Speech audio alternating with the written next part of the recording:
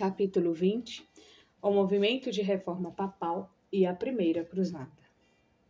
Dois temas dominaram a história da Igreja Ocidental no final do século XI e início do século XII.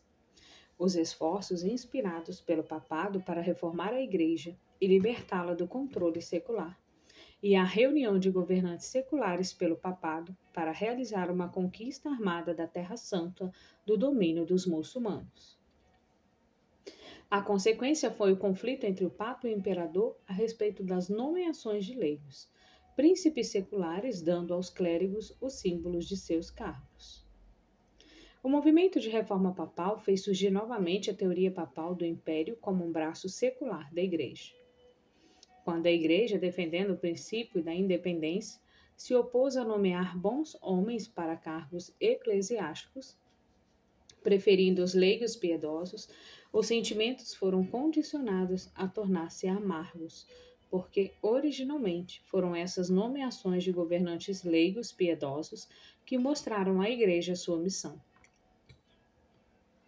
A outra vertente das relações entre Igreja e Estado consistia no fato de que a Igreja precisava do apoio dos governantes seculares, especialmente na medida em que as energias belicosas dos nobres ocidentais se redirecionavam para a causa religiosa das cruzadas.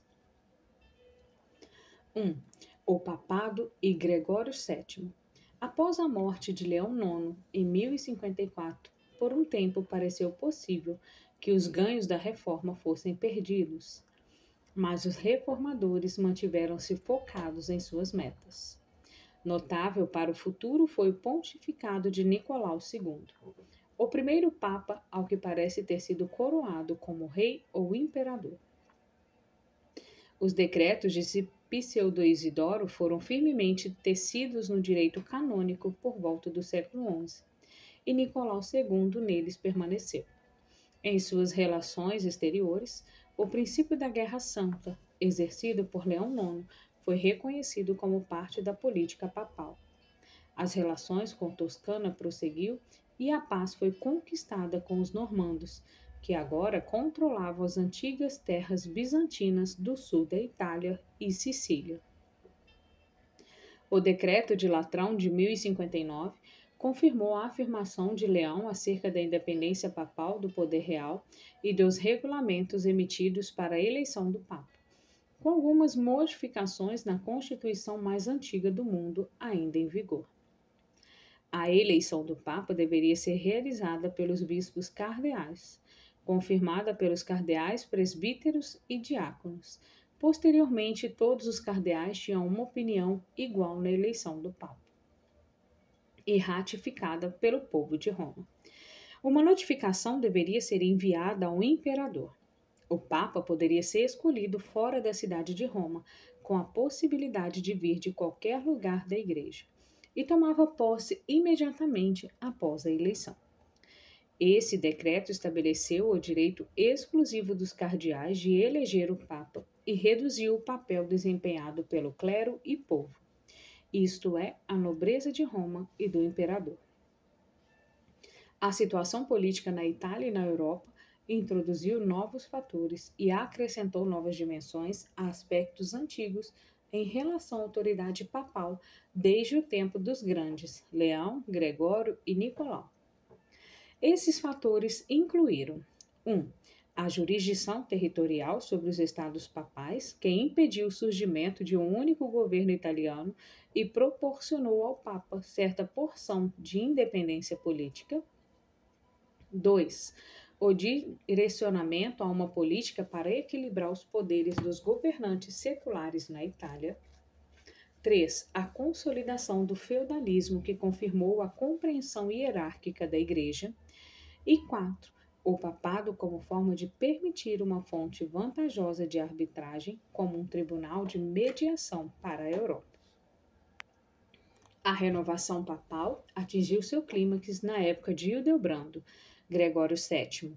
Ele foi vinculado aos esforços de Gregório VI para resgatar o papado, motivo pelo qual escolheu esse nome.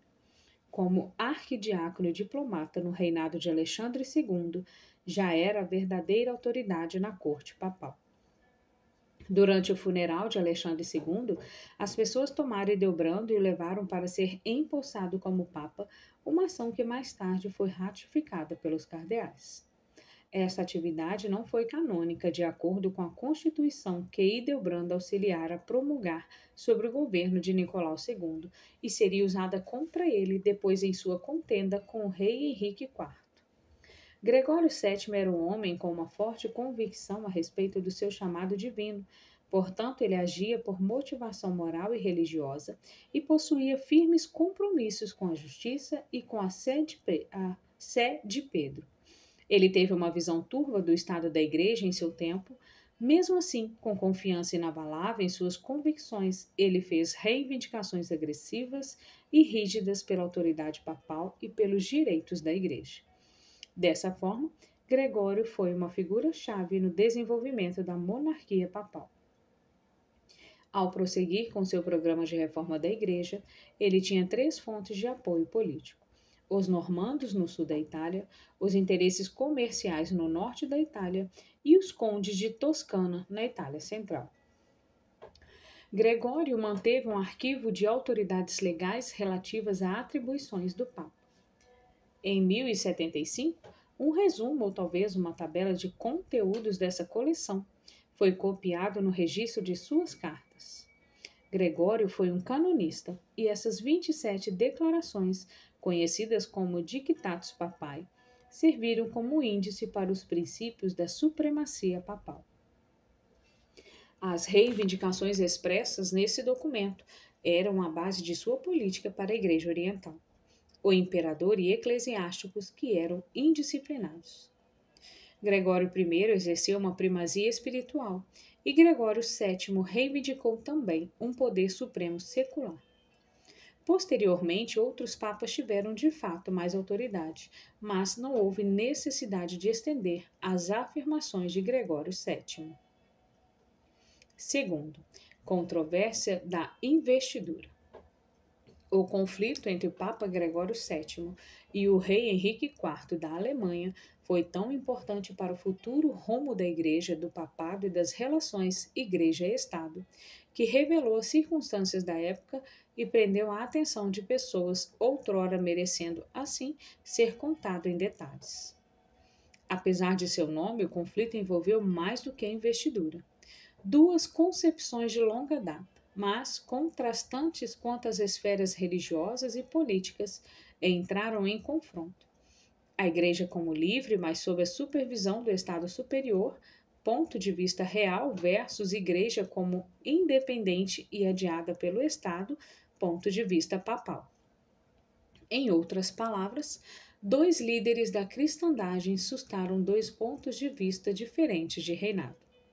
Para Gregório, era um cargo político sujeito ao Papa. Para Henrique, era um cargo teocrático exercido por alguém designado rei pela graça de Deus, liturgicamente ungido, que servia como mediador entre o povo e o clero. Seu conflito veio à tona na cidade de Milão, por causa da escolha do bispo da cidade. A situação complicou-se porque patarenes, mendigos, opuseram-se ao bispo e ao clero por sua corrupção e frouxidão moral. Gregório VII apoiou-os contra o candidato real. Milão tornou-se um caso de teste para o qual o ponto de vista prevaleceria. A verdadeira questão sobre o que veio a ser chamado de controvérsia da investidura foi, portanto, a relação da autoridade espiritual e da secular. O rei imperador alemão reivindicou autoridade como representante dos leigos e o Papa exigiu obediência até mesmo por parte do imperador.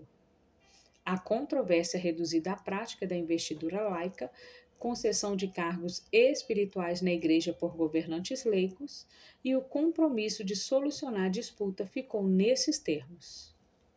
Em seus livros de teologia e de direito canônico, os alunos aprenderam sobre a maldade da simonia, definida como que recebe nomeação para cargo espiritual de governantes seculares, a necessidade de celibato do clero e a supremacia da sé romana. Os séculos XI e XII presenciaram a tradução dessas teorias antigas em algo semelhante à prática com a criação da monarquia papal.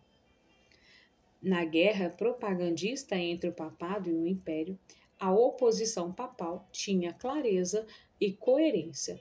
O espiritual é superior ao secular e o papa representa a autoridade espiritual.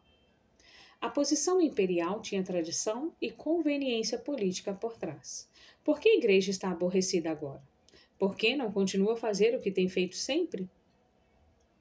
A. Contexto do conflito. O bispo Adalberón de Laon, em 1015, identificou três classes da sociedade: clero, cuja tarefa era orar, militares, cuja tarefa era guerrear, e camponeses, cuja tarefa era produzir alimentos. Essa foi uma classificação simplista mesmo para a época, mas durante o século XI, as relações dos elementos na sociedade tornaram-se mais complexas. As definições de cleros e leigos, por exemplo, passaram por um processo de refinamento. O clero tornou-se mais distinto do que o leigo, e ao longo do pior declínio do passado, uma terceira força surgiu: a congregação de Cluny, com seus padres monásticos. Em Roma, a plebe não era formada por pessoas como um todo, mas por aristocratas. Fora de Roma, os leigos eram condes e reis. Um tipo especial de leigo era o rei alemão, eleito pelos duques e ungido pelo papa. A igreja estava muito envolvida na parte social, econômica e política, cujo nome moderno é feudalismo, de feundum, a posse de um presente que traz obrigações. O feudalismo tornou-se mais claramente delineado na França dos séculos X e XI e, a partir dali, propagou-se. As interpretações modernas diferem, mas três elementos no feudalismo podem ser identificados: o elemento social do senhorio e da vassalagem, que eram as palavras medievais para essa relação, o elemento econômico da propriedade, um feudo, e o elemento político do governo descentralizado e a lei, os quais fornecem a definição e a necessidade desses mecanismos. Um elemento-chave nessa relação, a vassalagem, é confirmado no oitavo século. Um senhor protegia seu homem, que, como um vassalo, auxiliava seu protetor. Desde o final da época dos carolíngios, o dever de trabalhar tornou-se associado não apenas à pessoa, mas à concessão de terra. E esse último ficou conhecido não como usufruto temporário dos produtos de uma propriedade, mas como uma dádiva completamente definitiva. O feudalismo remete assim à relação pessoal entre duas pessoas com status de cavalheiro ou nobre, e socialmente da classe alta, na qual uma concede à outra propriedades geradoras de renda, em geral terra. O feudo em troca de várias formas de assistência. A vassalagem afetou todos os níveis superiores da sociedade. O nobre adquiriu seu feudo de um barão, o barão seu feudo de um conde, e o conde seu feudo do rei. A cerimônia de homenagem selava o relacionamento. O vassalo recebia um feudo ou benefício e uma promessa de proteção, por meio da qual se comprometia a servir ao seu senhor. No final do século XI, a cerimônia desenvolvida incluía uma promessa pelo vassalo ajoelhado, sem armas, colocando suas mãos juntas entre as mãos de seu senhor, que o levantava e o beijava. As mãos estendidas colocavam juntas e aparentemente a origem do gesto que veio a simbolizar a oração. O Senhor tinha de defender o seu servo, dar-lhe presentes, recebê-lo à mesa, criar seus filhos e dar suas filhas em casamento, se necessário fosse. O vassalo fornecia ao Senhor ajuda financeira, hospedagem, serviço militar e aconselhamento. Quando o feudo passava a ser posse da igreja, esta efetuava uma compensação financeira pela perda de serviços. Muitas pessoas tiveram terras requeridas pela igreja ou por mosteiro, de modo que os bispos e os abades herdaram obrigações com o feudo e tornaram-se grandes senhores feudais, com servos que trabalhavam na terra. Homens ambiciosos e gananciosos desejavam esses altos cargos na igreja, os quais tinham controle de expressivas participações nelas, e eram bem mais do que funções espirituais. Além disso, os nobres tinham controle sobre a escolha de bispos e abades, porque a menos que eles aceitassem uma pessoa como vassalo, podiam reter a posse das terras associadas a esses cargos. Muitas vezes, uma capela privada do nobre igreja privada, servia de igreja para o vilarejo, mas o nobre queria manter-se na escolha do padre. O movimento de reformas nos séculos XI e XII tentou remover esses locais de culto dos leigos e dá-los aos bispos. Os proprietários de terras preferiam, caso devessem entregá-las, cedê-las aos mosteiros em troca de orações dos monges pelas suas almas. Os oficiais da igreja, além disso, assumiriam muitas funções civis no colapso do Império Ocidental e, por isso, tinham obrigações para com os governantes civis. A igreja e o Estado, portanto, foram entrelaçados em uma grande variedade de funções sociais. Cada governante secular era dependente de recursos de pessoal da igreja. Todos os departamentos administrativos de secretariado eram compostos por clérigos e assim foi pavimentado o caminho para a eventual mudança do significado da palavra clérigo para aquele que exercia funções clericais. A renda de terras da igreja era importante para os governantes civis e eclesiásticos. Os reis e outros governantes julgavam que eles devessem ser capazes de escolher seus próprios sacerdotes, mas a igreja não achava que deveria aceitar abades escolhidos por razões políticas. A investidura leiga foi o assunto problemático sobre o qual a luta acerca de interesses conflitantes e pontos de vista opostos foram travadas. A expressão significou tecnicamente a atribuição das insígnias do ofício eclesiásticos, como o anel e o cajado dos bispos, aos governantes seculares. O anel simboliza a união do bispo com sua igreja e o cajado seu ofício como pastor. Observou-se que a dupla função dos clérigos, muitas vezes inconsistentes entre si, gerou um conflito inevitável, mas ao mesmo tempo sem solução, uma vez que nem a igreja nem o Estado poderiam dar-se ao luxo de perder seus serviços. 4 ações foram tomadas para lidar com direitos e privilégios de cargo eclesiásticos, mas essas ações não foram tão claramente notadas no século XI como vieram a ser posteriormente. Ivo de Chartres, um aluno de Lanfranco, em Bec, bispo de Chartres, em 1090, e um canonista cujo decretum in panormia influenciaram o desenvolvimento do direito canônico, assumiram uma posição mediadora na controvérsia da investidura.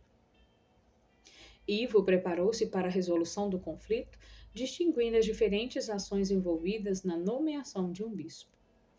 1. Eleição pelos cânones de uma catedral e aclamação popular. 2. Consagração por um arcebispo que concedia o cajado e o anel como símbolo da nomeação. 3. Juramento de fidelidade ao seu secular, que concedia a posse da propriedade da diocese. E 4. Concessão da jurisdição, a qual um bispo auxiliar não obtinha e poderia ser removida pelo Papa. No século XI, a eleição foi quase uma indicação pelo rei ou pelo nobre local. Uma eleição livre muitas vezes significava uma luta livre. Nos séculos XIII e XIV, o papado começou a substituir a escolha leiga de bispos pela provisão papal. A consagração era a ação litúrgica por meio da qual o Espírito Santo era transmitido.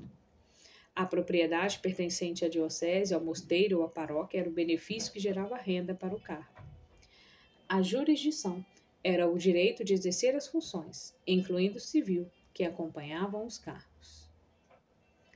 B. Conflito entre Gregório VII e Henrique IV. A partir de 1074, uma série de sínodos de reforma sob o comando do Papa Gregório VII proclamou novamente a exigência do celibato sacerdotal, proibindo a nomeação de leigos.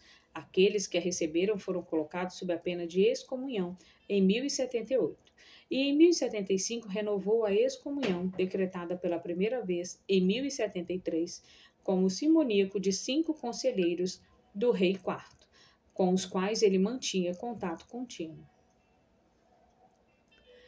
Legados papais chamaram os sínodos provinciais para impulsionar a reforma. Grande parte do episcopado alemão, no entanto, foi contra as medidas. Houve tensão entre os bispos alemães e Gregório por causa do tratamento lhes dado.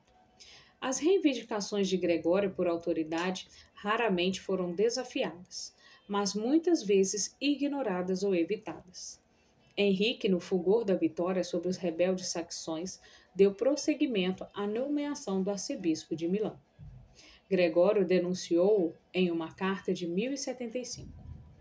Henrique IV estava furioso e a dieta do império, que ocorria em Worms em janeiro de 1076, declarou que Gregório VII se tornara papa injustamente. Os bispos alemães enviaram uma carta de contestação para Gregório. Você tem feito o melhor para tirar do bispo todo o poder que lhes foi conferido por Deus por intermédio do Espírito Santo. Não podemos protestar o suficiente acerca dos atentados lançados sobre bispos a quem você chama de meretrizes. Portanto, uma vez que a admissão foi iniciada por tais prejúrios, e desde que a Igreja de Deus começou a desmoronar por causa da terrível comoção ocasionada pelas suas inovações, e como sua vida está manchada pela má fama, renunciamos à obediência que nunca lhe prometemos e não nos atentaremos ao futuro. Mas como você diz que não somos bispo, então dizemos que você não é papa. Esta carta, com linguagem forte, foi enviada por Henrique IV ao papa.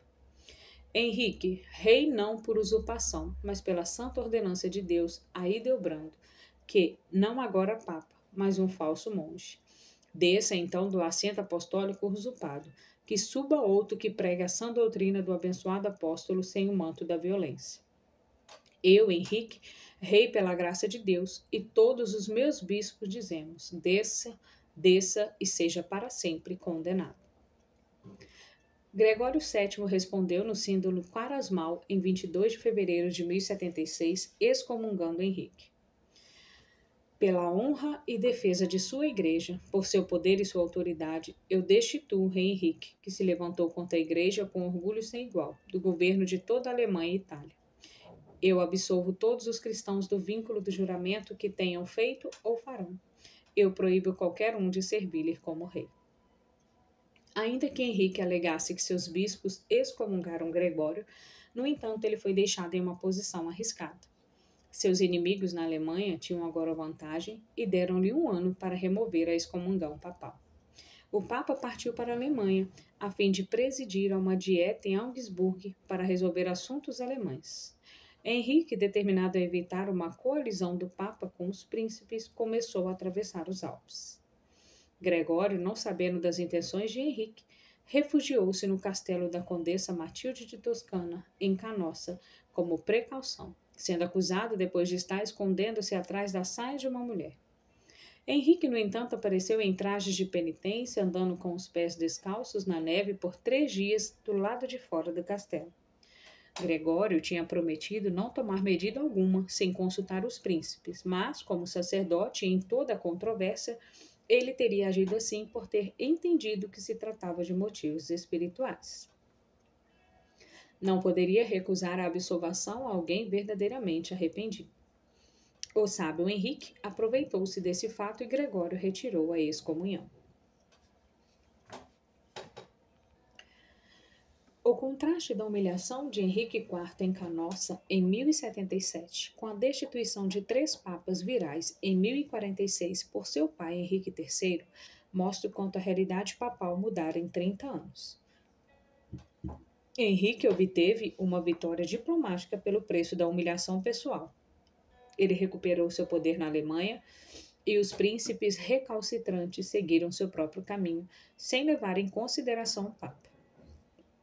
Visto que Henrique continuou com suas antigas políticas.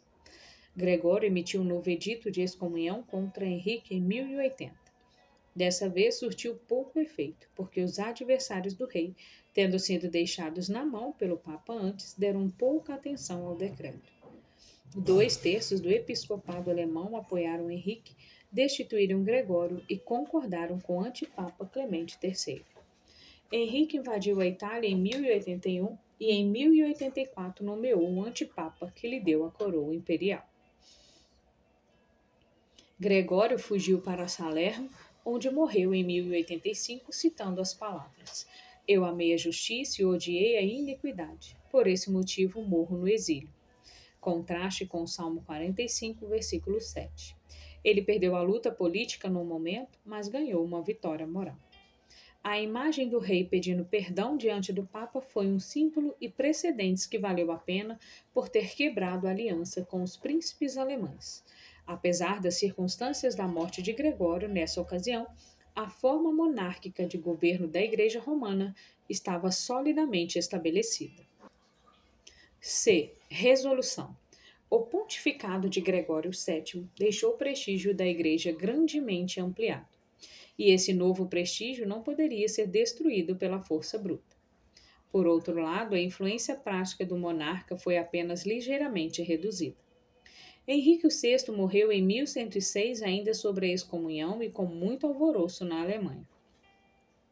O Papa Pascoal II chegou a um acordo com Henrique V em 1111, no qual Henrique prenunciaria os seus direitos de nomeação, confirmaria os estados papais e garantiria às igrejas suas ofertas e bens não pertencentes à realeza. E os bispos renunciariam às suas propriedades reais e aos seus cargos como príncipes do império. Essa solução ampla e radical teria sido revolucionária em suas consequências econômicas e políticas. Tal retorno à pobreza apostólica deixaria a Igreja sem recursos e subserviente. Por isso, os bispos rejeitaram esse acordo e ele falhou. Em 1122, a Concordata de Worms entre o imperador Henrique V e o Papa Calixto II resolveu o conflito entre o Império e o Papado sobre as investiduras. O monarca abandonou o costume de nomear prelados com anel e cajado, símbolo do ofício eclesiástico, mas manteve sua influência na escolha dos prelados e o direito de conceder a regalia, os símbolos da autoridade secular, incluindo a propriedade não eclesiásticas e bens materiais.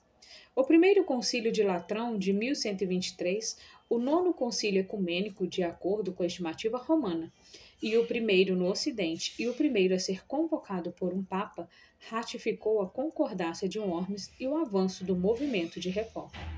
Foi ecumênico, não porque os bispos vieram de todos os países, mas de acordo com a nova definição que foi convocada, presidida e confirmada pelo Papa, um panorama já antecipado do dictatus papai.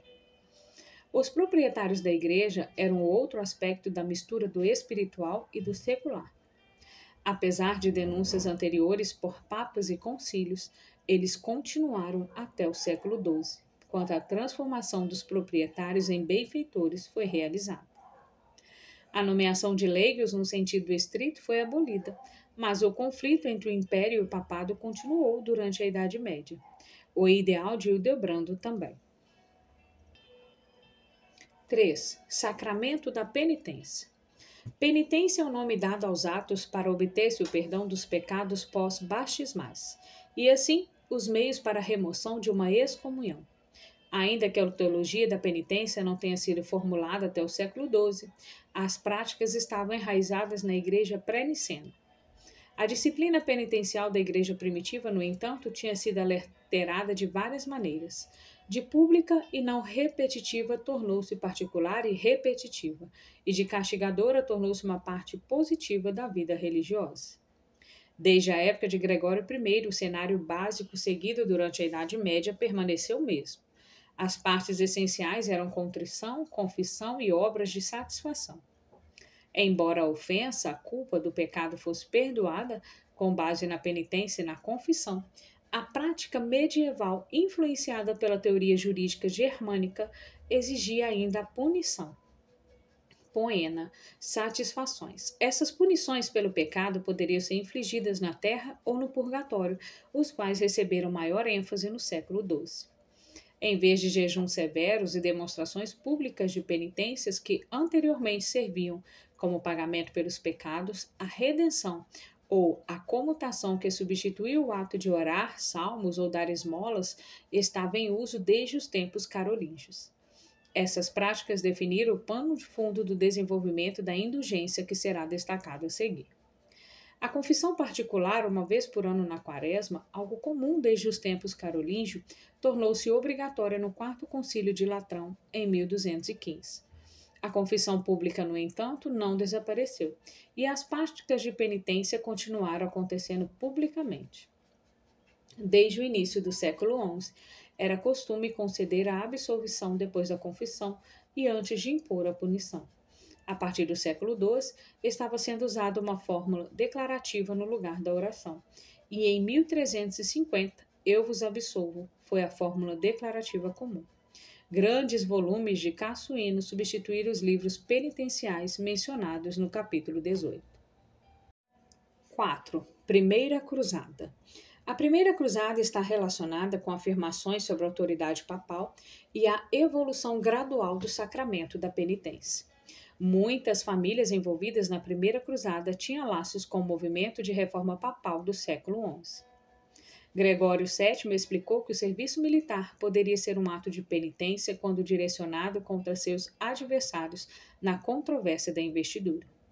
Essa antiga ênfase sobre ir à guerra como forma de penitência logo se tornou o levantar das armas no serviço de Deus. A Primeira Cruzada foi o culminar de uma mudança ideológica da guerra como razão para fazer penitência à batalha como castigo. A ideia de violência como expressão de piedade foi um novo progresso e requereu alguma explicação de como isso surgiu.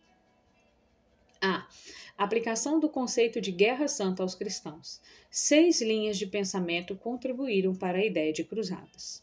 1. A aceitação da participação de um cristão em guerras. Muitos cristãos primitivos viam-se como soldados de um imperador, Jesus Cristo, com o dever de nunca machucar o próximo.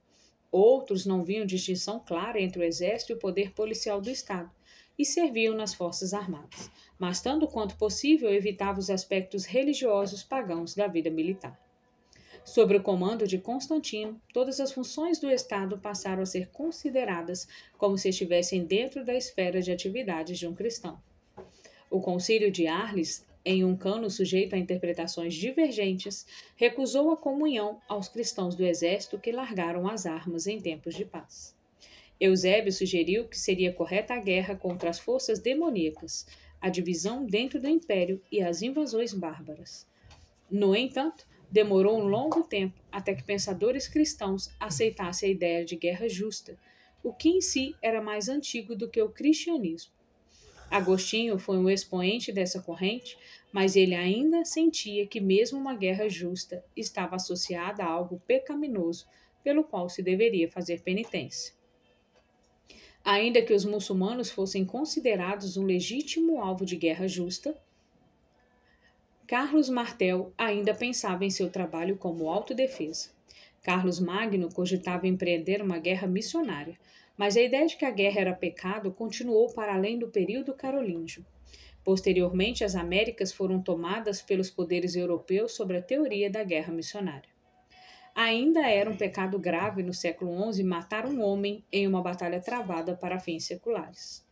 Até mesmo os normandos, sob o governo de Guilherme o Conquistador, na Batalha de Ranchin em 1066, uma batalha abençoada com aprovação papal, lutaram contra um pejuro de relíquias sagradas, rei Haroldo, e estavam sujeitos a penitências pelas mortes infligidas. Em meados do século XIII, a teoria da guerra justa deu às guerras de quase todos os governantes seculares responsáveis o benefício da dúvida, a menos que fossem contra o interesse do papado ou daqueles a quem o papa oferecia sua proteção. 2. O retorno do direito da guerra justa do governante imperial para os reis e para os cavaleiros. Carlos Magno e seus sucessores reivindicaram que somente o imperador possuía o direito de guerra. Em seguida, foi acordado que os reis ungidos poderiam empreender uma guerra justa, assim como o imperador. O feudalismo, no entanto, cada vez mais colocou a responsabilidade de manter a ordem sobre nobres locais. A partir do 10º século, o guerreiro, suas armas e suas insígnias eram liturgicamente abençoados. Sobre o código de honra, o cavaleiro possuía uma espada sagrada, de modo que ele estava livre para usá-la conforme seu entendimento de justiça. O cavaleiro, com suas armas, tornou-se um símbolo de paz cristã. Os instintos belicosos dos bárbaros foram limitados pela reforma de Cluny e raramente recebiam a aprovação da Igreja. O movimento à paz de Deus, paradoxalmente, contribuiu para o desenvolvimento da ideia de que o derramamento de sangue na batalha era mais do que justificado e poderia até mesmo ser salvífico no serviço de Deus, quando direcionado contra pagãos e hereges. O ato de abençoar a espada foi originalmente usado apenas em coroações reais, mas agora era autorizado, de maneira que os cavaleiros pudessem usar livremente sua espada sagrada para a proteção das igrejas e dos oprimidos. A bênção da espada representou um declínio na antiga visão de que matar era errado e exigia penitência. A cerimônia de nomeação de um cavaleiro recebeu um caráter religioso. O cavalheirismo tornou-se a forma cristã da vida militar. 3. A influência do Islã. A admissão da ideia de guerra santa pela Igreja medieval talvez possa ter sido em parte devido à influência deste conceito do Islã. O privilégio dos cruzados em receber o perdão do castigo pelos pecados teve um paralelo na promessa do paraíso aos guerreiros muçulmanos em uma guerra santa. No sentido inverso, a oposição político-religiosa ao islamismo, mesmo antes do chamado para a cruzada, levou os normandos do sul da Itália a decidirem sobre a retomada da Sicília do Islã. Também levou cavaleiros franceses a participarem do início da reconquista da Espanha. Essa reconquista foi iniciada pelos governantes cristãos no norte da Espanha no século XI, uma tarefa que demandou 2 séculos para ser realizada e não foi concluída até a queda de Granada em 1492. 4. A papalização da guerra.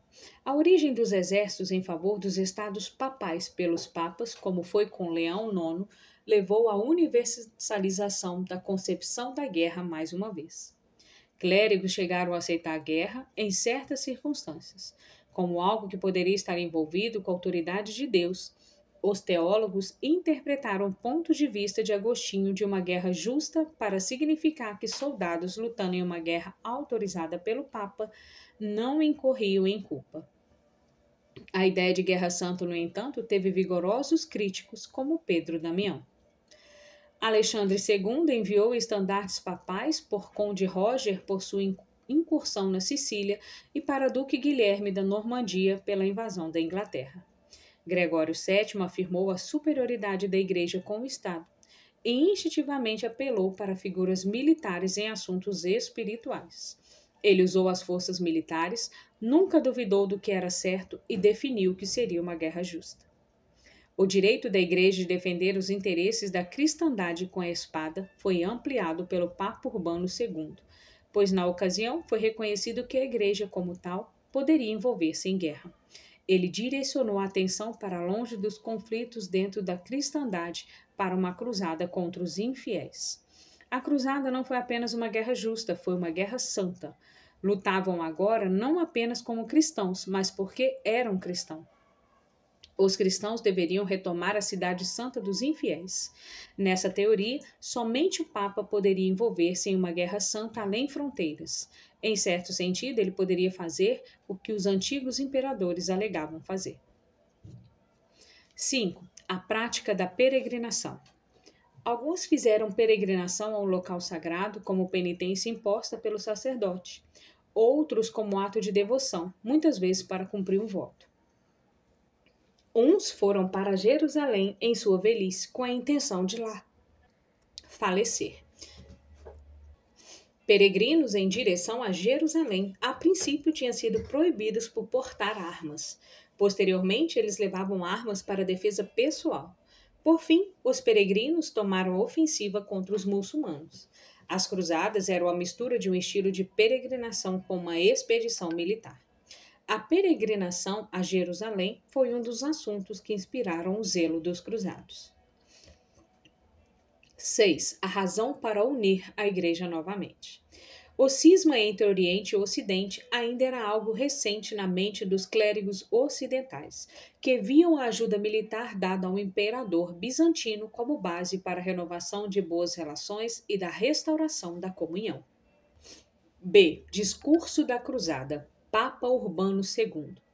Geralmente, os muçulmanos eram tolerantes com os cristãos a eles sujeitos, mas às vezes haviam exceções, as quais geravam ressentimento nos cristãos. O califa Al-Hakim, que governou o Egito, alegou ser uma divindade, Os drusos são seus seguidores, e iniciou uma campanha contra aqueles que se recusavam a aceitar suas reivindicações. Quando Al-Hakim destruiu o santuário do Santo Sepulcro em Jerusalém em 1009, como parte de uma ampla campanha para converter cristãos e judeus, isso se tornou uma lembrança viva de que os locais mais sagrados do cristianismo eram controlados por descrentes, e o sentimento dos cristãos, mesmo no Ocidente, foram inflamados contra os muçulmanos, apesar de o sucessor de Al-Hakim ter reconstruído a igreja. O Império Islâmico no Oriente teve uma experiência semelhante à que o Império Romano tivera no Ocidente. Como os invasores germânicos eram convertidos ao cristianismo católico, os invasores turcos dos territórios muçulmanos foram convertidos ao Islã. Os turcos seljúcidas, em 1070 a 1071, tomaram a Palestina, incluindo Jerusalém. O declínio do Império Oriental, que se deu auge sob a dinastia macedônica, foi marcada por duas derrotas militares em 1071. A queda de Bari, a última grande ocupação bizantina no sul da Itália, infligida pelos normandos, e a derrota em Maziquerta pelos turcos seljúcidas, que prosseguiram ocupando grande parte da Ásia Menor. Embora a prática tenha continuado, agora era mais difícil para os cristãos fazer peregrinações a Jerusalém, o que levou o imperador bizantino Aleixo I Comneno a fazer um pedido de ajuda ao Ocidente. O Papa Urbano II, produto do mosteiro de Cluny e apoiador de Gregório VII, seguiu o exemplo desse último e trabalhou para a união do Oriente e do Ocidente.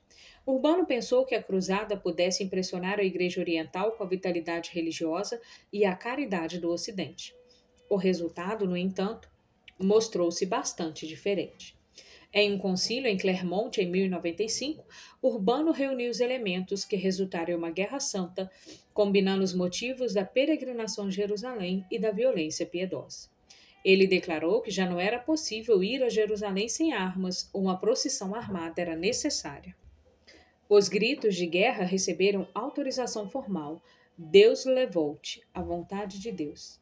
Os cruzados foram instados a costurar uma cruz de pano na parte de trás de sua roupa exterior. Em seu retorno, ficaria à frente. Os antigos romanos diziam que é doce e apropriado morrer por seu país. Posteriormente, os mártires cristãos morrerão pela pátria celestial. O Papa, na época, disse que era preciso estar pronto para morrer pela Jerusalém terrena. Urbano II, em Clermont, ofereceu aos cruzados a mesma remissão dos castigos da Igreja para os pecados que eram habitualmente concedidos aos peregrinos a Jerusalém. Mas a divulgação subsequente da cruzada, os pregadores estenderam a promessa de remissão de todas as punições para o pecado que Deus afligiria, tanto nesta vida como na próxima. Assim, as cruzadas marcaram um passo importante no desenvolvimento de indulgências. Uma indulgência era a remissão das punições temporais, infligida na terra ou no purgatório para o pecado. A culpa do pecado, o castigo eterno, era perdoada pela absolvição em resposta à contrição e à confissão pelo pecador. Mas a satisfação à pena temporal ainda tinha de ser infligida pelos pecados. Para obter uma indulgência, era prescrita a prática de boas obras. No início do século XI, os bispos da França e da Espanha concederam indulgências aos que contribuíram para as construções da igreja. Os rigores da campanha para retomar a Terra Santa eram vistos como cumprimento dos requisitos para a punição temporal dos pecados. Nenhum outro pagamento pelos pecados era necessário. Urbano já havia estendido a mesma promessa de remissão da penitência àqueles que lutavam contra os muçulmanos na Espanha. A Guerra Santa tornou-se uma nova maneira de ganhar o perdão dos pecados, uma alternativa para entrar na vida monástica. Mais tarde, a mesma promessa de remissão da punição pelo pecado foi estendida àqueles que provisionam um cruzado. A promessa de remissão dos castigos exigidos pelo pecado deu um caráter religioso a todo o empreendimento das cruzadas. Urbano, sendo francês e cluníaco, destacou os franceses como portadores especiais da ideia de cruzada. A língua francesa era o idioma dos cruzados e o francês ou francos tornou-se o termo usado entre os muçulmanos para referir-se aos europeus. assim como o turco surgiu entre os europeus com o nome genérico para os inimigos políticos e religiosos do cristianismo. Uma frase que ecoou pela literatura das cruzadas foi vingar a honra de Deus, que tinha sido maculada pelos muçulmanos. Aqueles que corresponderam ao chamado de Urbano e mais tarde às convocações para as cruzadas fizeram-no por uma variedade de motivações pessoais. Várias interpretações das cruzadas refletiam-se nas motivações atribuídas aos cruzados. Para alguns, havia a expectativa de aumentar suas posses por meio de despojos, para outros, havia o amor pela aventura, e para uns, a ambição do enriquecimento territorial ou o avanço social. A expectativa de ganho material da iniciativa, no entanto, foi raramente atingida. Alguns agiram por ódio religioso pelos turcos infiéis, enquanto outros por genuína devoção a Jesus Cristo, pelo fato de sentir uma estima positiva em retornar ao local de sua crucificação para as mãos dos fiéis. Essas aspirações não eram mutuamente exclusivas, e para muitos deve ter havido uma mistura de motivos a partir de uma perspectiva religiosa. Alguns dignos e outros indignos. Quaisquer que fossem as motivações individuais, realizar a peregrinação armada a Jerusalém requeria um comprometimento com um empreendimento perigoso, exigente e caro. O suporte de familiares e comunidades religiosas tornou possível o sacrifício pessoal dos cruzados. C. Cruzados e combates. O Papa divulgou a cruzada, mas ele tinha muito pouco controle sobre ela. O recrutamento, a organização e a supervisão acabaram ficando na mão dos cavaleiros, muitos dos quais surgiram dos nobres de posições medianas. Um primeiro continente liderado por Pedro, o eremita de Amiens, e outros impetuosos pregadores antecedem o principal exército de cruzadas.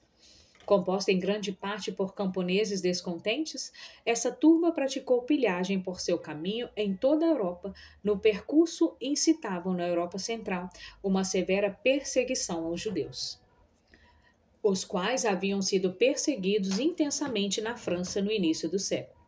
Seus esforços acabaram em destaque quando muitos foram mortos pelos turcos perto de Niceia e Pedro fugiu. O corpo principal dos cruzados começou em 1096. Entre os líderes estavam Godofredo de Bouillon, duque de Lorena, cujo ideal permaneceu imaculado até o fim, Balduíno de Bolonha, seu irmão, Bispo Ademar de Monteil, o principal assessor religioso, Raimundo de Toulouse, Boemundo o Normando de Taranto, do sul da Itália. Em Constantinopla, os cruzados aprenderam a prestar um juramento de lealdade ao imperador Aleixo, o que fizeram relutantemente, pois o imperador preferia mercenários, não exércitos sobre seus próprios comandantes. Os turcos foram derrotados em Niceia.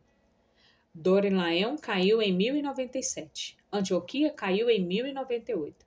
A desunião entre os muçulmanos contribuiu para o sucesso da primeira cruzada. Jerusalém, o objetivo da cruzada, caiu em 1099, acompanhado de muito derramamento de sangue.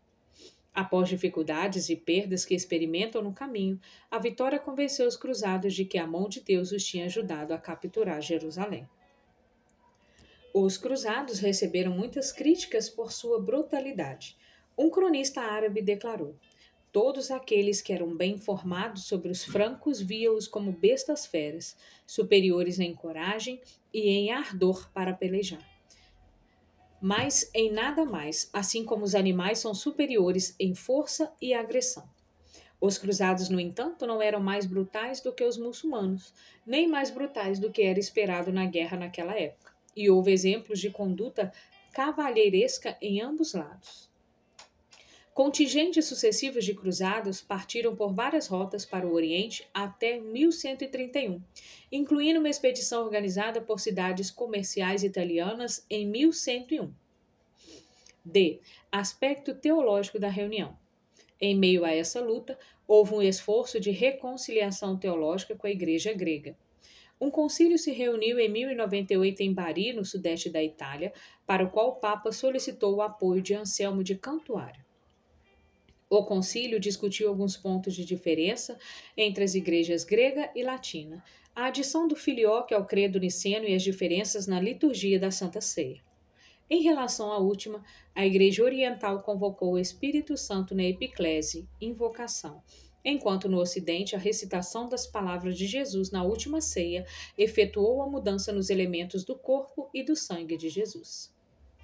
O resultado da controvérsia eucarística tornou a compreensão da presença real mais problemática do que a diferença entre o pão fermentado e não fermentado. A autoridade do Papa não foi discutida. Esse concílio poderia ter sido a pedra angular para a Primeira Cruzada, mas, entretanto, de acordo com a visão do Império Oriental, os cruzados haviam passado dos limites. Resultado da Cruzada. O importante resultado da Primeira Cruzada foi o maior distanciamento dos gregos do Ocidente. As ações independentes dos cruzados não era exatamente o tipo de ajudar que Aleixo desejava. Um distanciamento ainda maior dos muçulmanos resultou no subsequente 200 anos de história das cruzadas, que permanentemente envenenaram a relação entre muçulmanos e cristãos e acabou com o espírito de tolerância para os cristãos que viviam sob o domínio muçulmano. Talvez os únicos povos que receberam bem os cruzados foram de minorias cristãs, que tinham sofrido tanto sob o domínio bizantino como muçulmano, como os armênios e maronitas no Líbano. O último filiou-se a Roma em 1182 como uma igreja uniata, mantendo seus próprios ritos litúrgicos e costumes, mas esses laços precisaram ser restabelecidos no século XV. Para outros, como os cóptas do Egito, as cruzadas foram uma calamidade, uma vez que os governantes muçulmanos eram suspeitos de simpatizar com os ocidentais e eram tratados como cismáticos pelos latinos. Na verdade, eles foram proibidos pelos latinos de fazer peregrinação a Jerusalém. As relações com as igrejas orientais não melhoraram com a construção de dois patriarcados latinos, Antioquia e Jerusalém. Mais tarde, sob o comando de Inocêncio III, na sequência da Quarta Cruzada, um patriarca latino também foi nomeado para Constantinopla. As cruzadas enfraqueceram o Império Bizantino e assim aceleraram sua queda. Os governos árabes também foram enfraquecidos e tornaram suscetíveis às invasões turcas e mongóis. Os judeus não se saíram melhor que muçulmanos nas cruzadas, e, na verdade, a primeira e segunda cruzadas foram desastrosas para os judeus na Europa Ocidental, que, por causa da ênfase das cruzadas na cruz de Jesus Cristo e da acusação relacionada ao deicídio, experimentaram linchamentos antissemitas por parte da população em geral. Apesar da oposição a tal tratamento pelos papas e líderes da Igreja, como Bernardo de Claraval.